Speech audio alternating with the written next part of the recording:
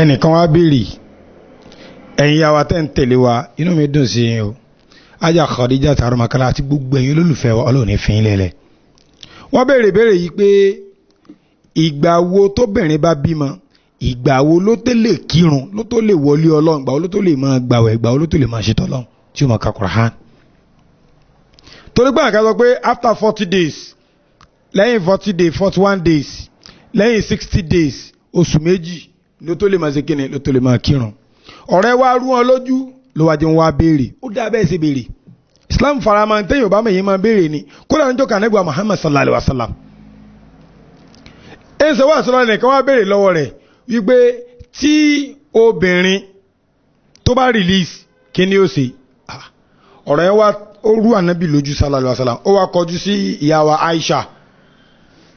ọgbọ́ sí obìnrin náà máa ń release ni ìyá wa Aisha ní bẹ́ẹ̀ ni ó kàn ìyàtọ̀ tí mẹ́mẹ́ ni pé bọ́kùnrin ṣe release kọ́ ni obìnrin ṣe release obìnrin máa ń wet ni ó ní bẹ́ẹ̀ ni Ànábì wa dájájọ́ wípé tóbìnrin bá rí tọkùnrin rí yóò náà ó ṣe tí ọkùnrin ṣe sáyẹn pé kò yí Ànábì sallallahu alaihi wasallam lẹ́yìn béèrè bẹ́ẹ̀ náà ṣe béèrè kò yé yín ni kẹ́yìn ó sì béèrè tí béèrè bá dáa tó lẹ́kọ̀ọ́ tó lè má lè kún bẹ́sìn Ànábì Muhammad sallallahu alaihi wasallam ó ní tó bá mọ ìmọ̀ ẹ̀sìn bá a ṣe lu ẹ̀sìn ọ̀ tí lu ọ sì mọ̀ gbalada bẹ́ẹ̀ sọ wá béèrè kẹ́yìn béèrè irú béèrè bẹ́ẹ̀ ó dáa jù ẹlòmíì wá béèrè àfà ẹ dákun kí ló kọ ìyá tó bí ìyá kọ àǹtí Ànábì Musa kí ló fẹ́ fi ṣe tó bá mọ̀ àǹkan ẹ dákun tí ẹyẹ bá gorí igi kí ni máa ń wí kí ni tí wọ́n fẹ́ fi ṣe àní ẹ béèrè pé tá a bá fẹ́ wọnú mọ́ṣáláṣí kí ni a máa wí ẹ̀ṣẹ̀ wo là á gbé wọlé tá a bá fẹ́ wọ toilet kí là á máa wí ẹ̀ṣẹ̀ wo là á gbé wọlé gbogbo ẹ̀ náà là á kọ́ wa o irú béèrè tẹ́yìn ìbéèrè dáadáa ó fẹ́ papọ̀ mọ́ menstruation gbọ́n yàtọ̀ díẹ̀ ní bẹ́ẹ̀ máa dẹ̀ ṣàlàyé méjì ṣé rí tó bá yẹ pé obìnrin bá bímọ ẹ̀jẹ̀ tí máa ń wá lẹ́yìn ìbímọ tó bá yẹ pé after 10 days lẹ̀jẹ̀ yẹn bá dá ìgbà náà ni yóò tó kírun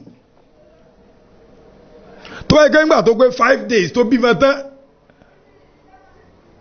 lẹ̀jẹ̀ yẹn bá dá ìgbà yẹn náà ni yóò tó máa kírun kò ní dúró dìgbà tó bá tó pé 40 days o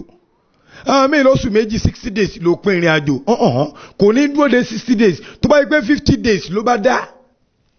ìgbà náà ni yóò tó máa kírun àmọ́ tó bá ti wá kọjá oṣù méjì yóò wẹ̀ yóò máa kírun ó ti di àwa àdábà àrùn ti débẹ̀ ní yóò àlọ́ máa tọ́jú ara rẹ̀ wọ́n fa ṣẹ̀rí àfa lóṣù méjì bẹ́ẹ̀ náà ni menstruation ìgbà tó fi ń ṣe nǹkan àlejò rẹ̀ ọjọ́ 5 ni tí ò lé tí ò dín ó wá dọjọ́ kẹfà ó tún wá ó dọjọ́ keje ó tún wá kí ló ṣe ọ lọ máa kírun bẹ́ẹ̀ àmọ́ ọ ti kọ́kọ́ wẹ̀ gbogbo ìgbà tó bá fẹ́ kírun àwọn ẹlẹ́kọ̀ọ́ sọ pé ọ máa ṣe mọ́ra ọ tábà ọ tọ́jú ara rẹ̀ ọ̀rẹ́ lọ kírun ọ wà tọ́jú ara rẹ̀ ó ti di àìsàn báwọn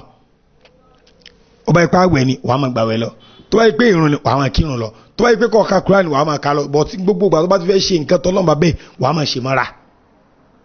bí ìdájọ́ ń ṣe lọ́nu Allahu a'lam.